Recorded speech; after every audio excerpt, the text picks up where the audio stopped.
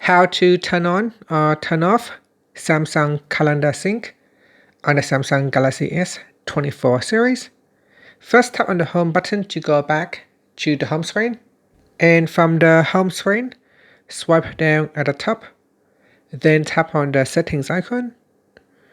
Next, in the settings page, scroll down. Then tap on accounts and backup. From here, tap on manage accounts. Then we go down and tap on the Samsung account. Next, tap on sync account. Then go down and tap on calendar. Tap on the toggle button to switch it off or turn it on. So tap on it to turn it on. Now you can also tap on the left hand side panel.